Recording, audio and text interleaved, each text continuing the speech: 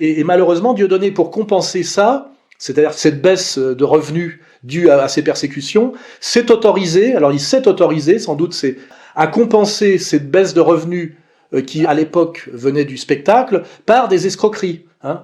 Ananas Assurance, Ananas Crédit, Zitcoin, Sestrel, et moi, les dernières conversations que j'ai eues avec lui sur ces sujets-là, c'est Dieudonné, je ne veux pas monter dans tes escroqueries, et est-ce que là, Dieudonné, dans des difficultés financières extrêmes, qui sont sans doute liées à la trahison de son ex-compagne qui est passée à l'ennemi, et qui, à mon avis, connaît tous ses montages, etc., où là, il s'est dit, je n'ai plus le choix, c'est l'effondrement économique terminal, et je passe à l'escroquerie intégrale. Et l'escroquerie intégrale, c'est ça shoots pas. Il n'y a rien de vindicatif de ma part, on fait de l'étude de cas. Moi, ce qui m'intéresse, c'est que Dieudonné, même dans sa soumission et sa trahison, reste utile au combat. Et notre combat à nous, c'est la compréhension.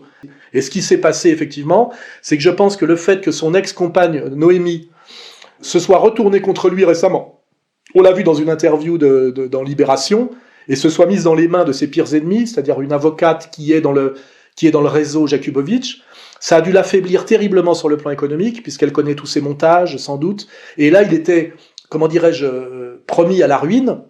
Et je pense que c'est le seuil, comment dirais-je, qu'il n'a pas voulu accepter de supporter. Parce que je rappelle que, là aussi, il faut toujours aller voir derrière le rideau, derrière le théâtre. Dieudonné dit toujours que son origine, c'est du tribalisme, je dirais, de spectacle. C'est le Cameroun et la forêt des Pygmées, etc. En réalité, c'est un Breton. Son fief n'est pas en Afrique, mais il est à 80 km de Paris, derrière Dreux, et c'est un énorme patrimoine immobilier qu'il a accumulé par son travail, et là, je pense qu'il était sur le point de le perdre, et ça, il ne veut pas le perdre. Dieudonné veut préserver son patrimoine, qui est un énorme patrimoine. Je suis un des seuls à avoir été invité dans sa propriété, et pas longtemps d'ailleurs, et j'ai pu voir ce que c'était que son patrimoine. Je veux dire, c'est digne d'un basketteur américain, quoi. D'ailleurs, ça ressemble esthétiquement à un domaine sportif de haut niveau américain.